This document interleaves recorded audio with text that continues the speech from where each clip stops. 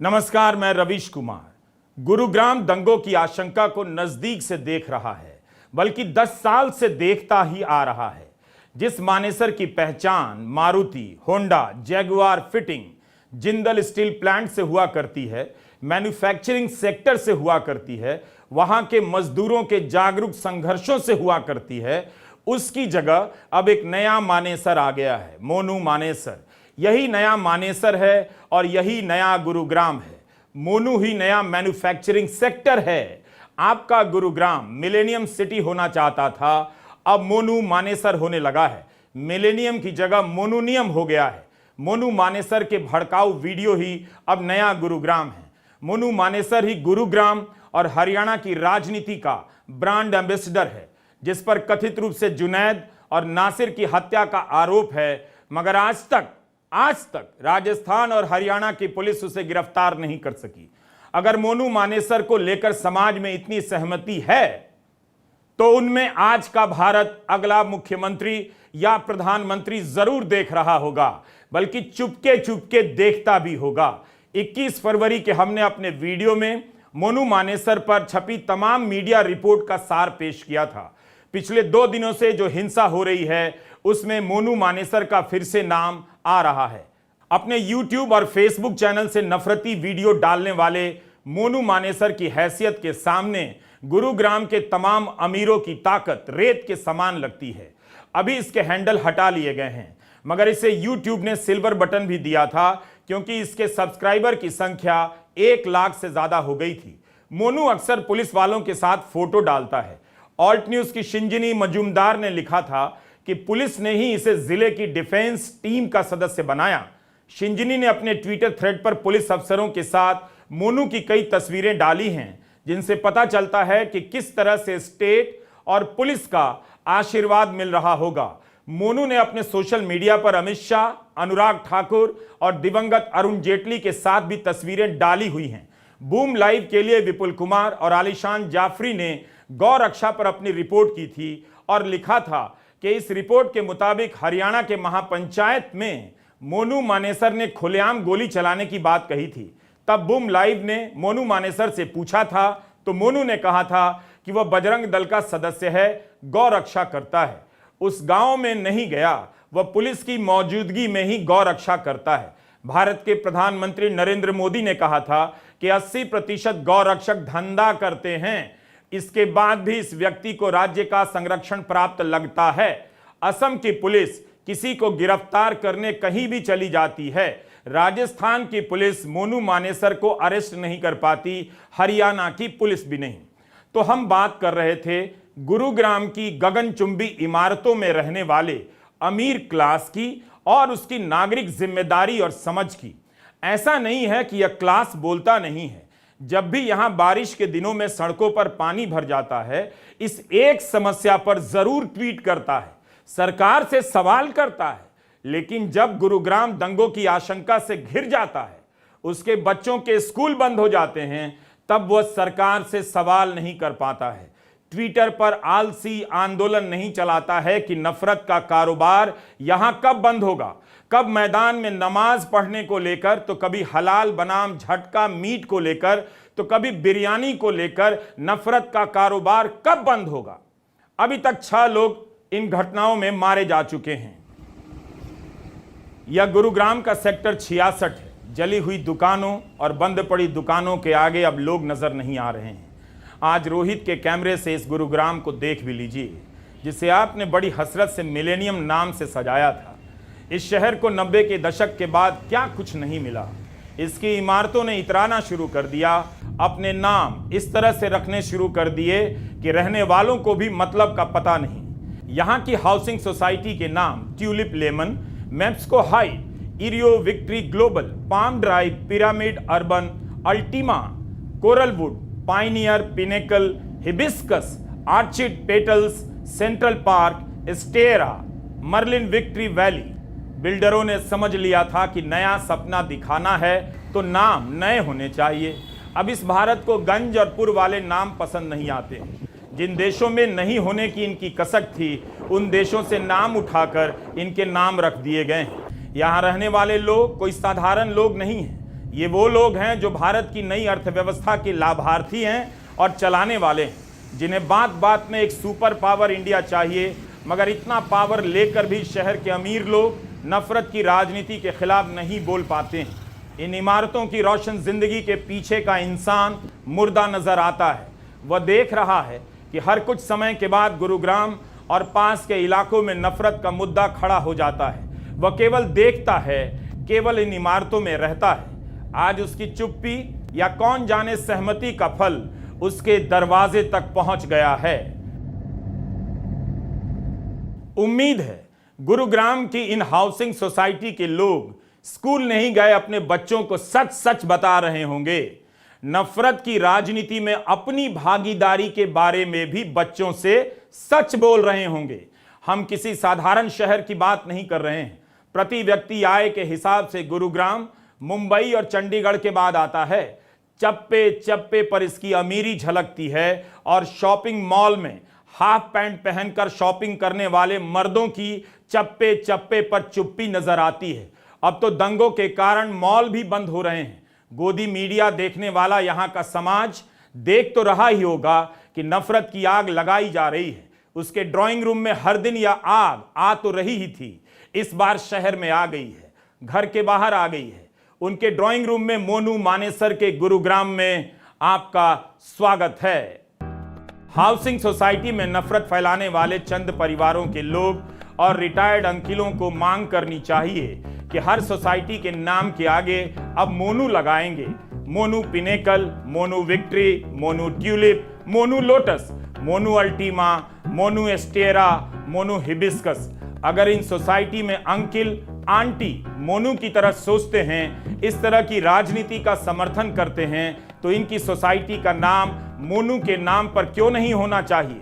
कम से कम ट्यूलिप और पिनेकल के आगे मोनू लगा देने से राष्ट्रवाद की भीनी भीनी खुशबू आएगी। मोनू ही तो उनका राष्ट्रवाद है। इन लोगों को आंदोलन करना चाहिए कि हम हर सोनू को मोनू ही बनाएंगे। ऐलान करना चाहिए कि मोनू ग्राम के नागरिक मिलेनियम की जगह अब मोनूनियम का इस्तेमाल करेंगे। गुरुग्राम के भीतर और इसकी सीमा से सटे इलाके में हिंसा और हिंसा की आशंका ने पहली बार दस्तक नहीं दी है। यहां होने वाली महापंचायतों की पुरानी रिपोर्टिंग तो आपने देखी होगी, फिर से निकाल कर देखिए। उन महापंचायतों में किस तरह के भाषण दिए गए हैं, किस समुदाय को ललकारा गया है। लेकिन गुरुग्राम का अमीर क्लास इसे देखकर अनदेखा करता रहा है। उसे लगा कि उसकी एक ही समस्या है, बस ट्रैफिक जाम ना हो, टोल नाका हट जाए। मिडिल क्लास और अमीर क्लास की जुबान कहां चली गई है? सहमति में सर हिला रही है या डर के मारे दुबक गई है? हे cool Guru grammarian, I hope your English has good grammar at least. Don't pretend that this anchor doesn't understand your average English. I know many of you can't even write good English and speak in good and error-free English. I just want to tell you that your English is not good, like your silence is not good. Sharpen your language skills and speak like a citizen. Without being a citizen, your English can't buy you peace, love, and status. You are complicit in lighting this communal fire. Take off your branded sunglasses. See these events through your naked eyes. Find the culprit in your home, in yourself, in your poorly dressed husbands, in your parents, in your relatives. Call them out. I have written a song for you. It's called Monunium. Here goes. Hate has a gender, hate has a mentor, hate has a face, hate has a name. Monu is in your home, Monu is in your office, Monu is in the metro, Monu is in the Mercedes, Monu is in the auto, Monu is in the Audi. Here, there, everywhere, Monu is the nightmare. Monu is your mom, Monu is your dad, Monu is your uncle, Monu is your aunt, Monu is Adosi and Monu is Padosi. Monu is your papa, Monu is your mama, Monu is your nana, Monu is your dada, Monu is your poopa, Monu is your chacha, Monu is a man, Monu is a woman. He is Monu, she is Monu, there are Monu, you are Monu. Find out Monu, flush out Monu, Monu Monu Monu, Monu Monu Monu, ढैन ढैन ढैन। फिर जपो मोनू नाम की माला, अपने घरों के बेटों को भी मोनू बनाओ। मेरी अपील है कि हर बच्चा और नौजवान इस राइम को अपने घरों में गाए, गुरुग्राम के पबों में इसे बजाया जाए। बाहर नहीं बोल सकते तो घरों में बोलिए, क्योंकि घर वालों ने ही यह माहौल बनाया है। दर्शकों, आप मत घबरा जाना। अंग्रेजी में गुरुग्राम के अमीर क्लास को राष्ट्र के नाम संदेश दे रहा था। कब यह क्लास बालकनी में थाली बजाने पहुंच जाएगा पता नहीं। इस क्लास का यही लेवल है, इसलिए इन लोगों से अंग्रेजी में बात कर रहा था। बाकी आप आगे का वीडियो हिंदी में ही देखते रहिए। यह राइम मैंने इसी अंग्रेजी क्लास के बच्चों को दंगाई बनाने से बचने के लिए लिखी है। बस इतना बता दूं कि बिहार के बिहार शरीफ में दंगा हुआ तो उसमें 16 साल से कम उम्र के बच्चे शामिल पाए गए। हरियाणा में भी बाल अधिकार आयोग ने जांच की बात कही है कि दंगों में बच्चों का इस्तेमाल तो नहीं किया गया है। तो बच्चों को दंगाई बचाने से बचाइए और घर घर में इस राइम को दोहराइए, गाइए।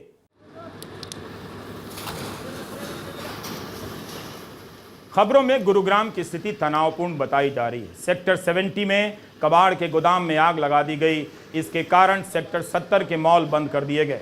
कबाड़ के गोदाम में कौन लोग काम करते हैं और आग लगाने के लिए इसे ही क्यों चुना गया होगा, आपको बताकर क्या फायदा। मंगलवार की दोपहर से ही 3 रोड्स रीच मॉल बंद है। सेक्टर 70 के आसपास की कमर्शियल गतिविधियां बंद हैं। गुरुग्राम ही नहीं, फरीदाबाद में भी हिंसा फैली है। भास्कर की खबर के अनुसार प्रशासन ने इन दोनों जिलों के साथ रेवाड़ी, पलवल, फरीदाबाद, सोनीपत, पानीपत, झज्जर और महेंद्रगढ़ में भी धारा 144 लागू कर दी है। नूंह, फरीदाबाद, गुरुग्राम और पलवल में स्कूल, कॉलेज और कोचिंग सेंटर बंद कर दिए गए हैं। गुरुग्राम में मॉल और थिएटर बंद रहेंगे। जिन इलाकों में बड़ी बड़ी एमएनसी से निवेश करने की उम्मीद की जाती है, वहां पर कंपनियों से वर्क फ्रॉम होम कराने के लिए कहा गया है। लोग अपने दफ्तर तक नहीं जा सकते हैं। 10वीं 12वीं की 1 और 2 अगस्त को होने वाली बोर्ड परीक्षाएं रद्द कर दी गईं। हरियाणा से सटे राजस्थान में भी अलर्ट जारी हुआ है। राजस्थान के भरतपुर के 4 इलाकों पहाड़ी, कामा, नगर, सीकरी में मोबाइल इंटरनेट सर्विस बंद कर दी गई है। यूपी सरकार ने भी हरियाणा और मथुरा की सीमा सील कर दी है। पश्चिम यूपी में मेरठ, अलीगढ़, मुजफ्फरनगर समेत हरियाणा से जुड़े यूपी के जिलों में भी अलर्ट जारी किया गया है। मेरठ रेंज के जिलों गाजियाबाद, हापुड़, बागपत और मुजफ्फरनगर में पुलिस ने गश्तें बढ़ा दी हैं। नूंह में दोपहर 3 बजे से लेकर शाम 5 बजे तक 2 घंटे के लिए कर्फ्यू में ढील दी गई है, ताकि लोग रोजमर्रा के जरूरी सामान खरीद सकें। यह स्केल है हिंसा और हिंसा की आशंका का। मणिपुर 3 महीने से नहीं संभल रहा है। दिल्ली के पास हिंसा हो रही है तो आप तक जानकारी आ रही है, नहीं तो मणिपुर पर 70 दिनों से अधिक तक अपवाद छोड़ दें तो कोई बोल नहीं रहा था। डबल इंजन की सरकार के होते हुए हरियाणा में यह सब हुआ है। हम नहीं जानते कि कौन सा डर यहां रहने वाले अमीर लोगों को नफरत के खिलाफ बोलने से रोकता है। हम तो यह भी नहीं जानते कि गुरुग्राम का अमीर क्लास खुद इस नफरत को फैलाने में कितना शामिल है। आज के दौर में अंदाजा ही लगा सकते हैं कि यहां के कई अमीर लोग अपने बच्चों को विदेश भेजने की प्लानिंग कर ही रहे होंगे। ये चालू लोग हैं। ये चाहते हैं कि साधारण गरीब परिवारों के बच्चे धर्म की रक्षा में अपराधी बन जाएं। ये यह भी नहीं पूछते कि जब पुलिस है, सरकार है, सेना है, तब धर्म की रक्षा ये लोग क्यों करने आ रहे हैं? क्यों? क्योंकि इन्हें पूछना ही नहीं है। सोचिए, गुरुग्राम भारत के सबसे अमीर शहरों में से एक है। भारत के शहरों में गुरुग्राम 9वें स्थान पर आता है, जो सबसे अधिक आयकर जमा करता है। 30,000 कंपनियां हैं यहां। अगर 30,000 सीईओ नफरत की इस राजनीति के खिलाफ बोल देंगे तो बहुत फर्क पड़ जाएगा, मगर वो सब अपनी अपनी चुप्पी और डर के कारण इस अपराध में शामिल हैं, भागीदार हैं। 4.5 लाख करदाता हैं यहाँ। सबने मिलाकर 22-23 में 40,000 करोड़ का टैक्स दिया है। इसमें से 10,000 करोड़ टैक्स तो आईटी सेक्टर से आया है। टाइम्स ऑफ इंडिया की रिपोर्ट से पढ़ रहा हूं। इसी इलाके में झज्जर है, जहां पर 8,000 एकड़ में रिलायंस स्मार्ट सिटी बन रही है।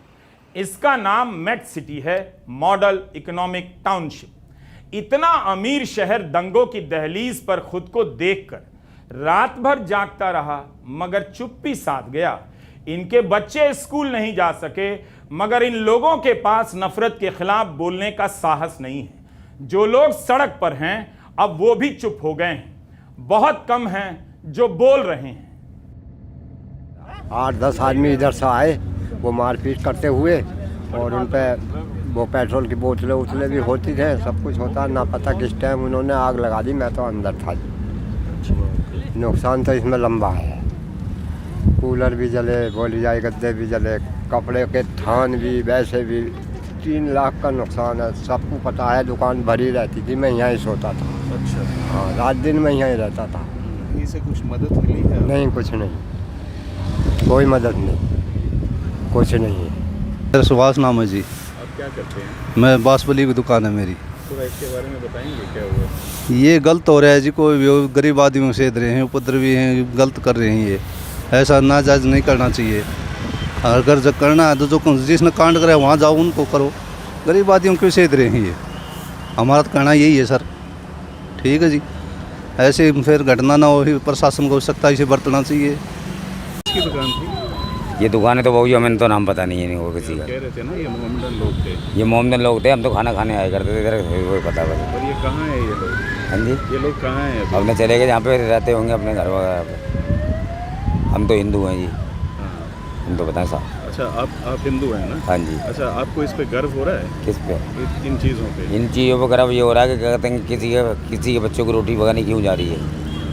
बस हमें तो ये ये तो कह रहे हैं ना हिंदू खतरे में है। हिंदू है खतरे में? नहीं, हिंदू तो कहाँ पे खतरे में, कहीं पे नहीं, किसी एंगल से। लेकिन ये तो टीवी पे बार बार लोग बोलते हैं। वो तो ऐसे ऐसे बोलने वाले तो पता नहीं कितने बोलते हैं बहू जी, कितने आए और कितने चले गए।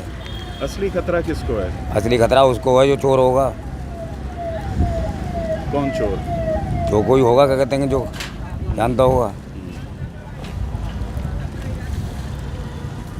पिछले 10 साल की खबरों को पलट कर देखिए, आपको सांप्रदायिक तनाव की कई खबरें मिलेंगी। ये सभी खबरें बता रही हैं कि गुरुग्राम की चेतना चेतन सिंह की तरह हो गई है। अगर नहीं हुई है तो उसे अपनी चेतना का प्रदर्शन करना चाहिए, अपने विवेक का इस्तेमाल करना चाहिए। हम ग्राउंड पर नहीं हैं। मीडिया में इस घटना को लेकर जो खबरें छपी हैं वो आप सब पढ़ ही रहे होंगे।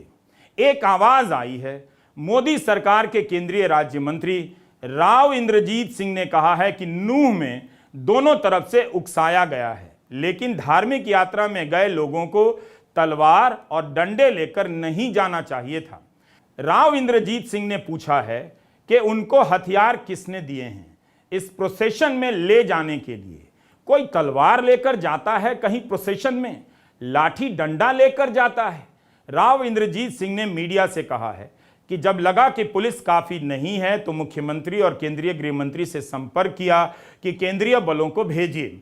राव इंद्रजीत सिंह ने यह भी कहा है कि मैंने पुलिस से यह जांच करने को कहा है कि किसने वीडियो अपलोड किया है। किसी ने कहा कि कोई वीडियो है जिसमें एक आदमी कह रहा है कि हम इस धार्मिक यात्रा में आ रहे हैं और हम आपके दामाद होते हैं, आ रहे हैं। अगर इस तरह का वीडियो अपलोड होगा तो नकारात्मक असर होगा ही। राव इंद्रजीत सिंह मोदी सरकार के मंत्री हैं। उन्होंने कहा कि नूह का इलाका मुस्लिम बहुल है। विभाजन के बाद पिछले 75 वर्षों में उन्होंने ऐसा नहीं देखा। आज क्या हो गया है? इस इलाके में भाईचारा बहुत मजबूत रहा है। मंत्री जी ने एक बात कही है कि इस इलाके में जुनैद और नासिर को अफवाह के आधार पर जलाकर मार दिया गया। उस घटना का इस इलाके के लोगों पर असर हुआ है। उन्हें प्रोसिक्यूशन हो गया है, यानी उन्हें लगता है कि वे सताए जा रहे हैं। उन्होंने कहा कि मैं मानता हूं कि सोशल मीडिया जिम्मेदार है। सोशल मीडिया नहीं मंत्री जी, इस मीडिया का इस्तेमाल करने वाले सियासी लोग जिम्मेदार हैं। वो कौन है आप जानते हैं। गोदी मीडिया जिम्मेदार है, वो कौन है आप जानते हैं। यह दैनिक भास्कर की रिपोर्ट है। मुकेश शर्मा ने नूह से ग्राउंड रिपोर्ट की है। बताया है कि एक दिन पहले ही हिंसा का अंदेशा हो चुका था। राजस्थान के जुनैद नासिर हत्याकांड में वांटेड मोनू मानेसर ने वीडियो जारी कर कहा कि वह नूह यात्रा में शामिल होगा, जिससे पुलिस और दूसरे पक्ष के लिए चैलेंज माना गया। इसके जवाब में सोशल मीडिया पर धमकियों के वीडियो आने लगे जिसमें मोनू मानेसर को नूंह आने के लिए चैलेंज किया गया। ऐसे में सवाल खड़ा हो रहा है कि क्या हरियाणा पुलिस हालात समझने में चूक गई या फिर जानबूझकर नजरअंदाज किया। अगर पुलिस यात्रा की सुरक्षा को पुख्ता करती या दंगाइयों पर कार्रवाई शुरू कर देती तो शायद नूंह हिंसा की आग में नहीं जलता। पुलिस ने मोनू के वीडियो और इसके जवाब में मिल रही धमकियों को लेकर बयान तक नहीं दिया। मोनू का बयान आया है कि उसने कोई वीडियो जारी नहीं किया है। मोनू वीडियो पे वीडियो जारी कर रहा है।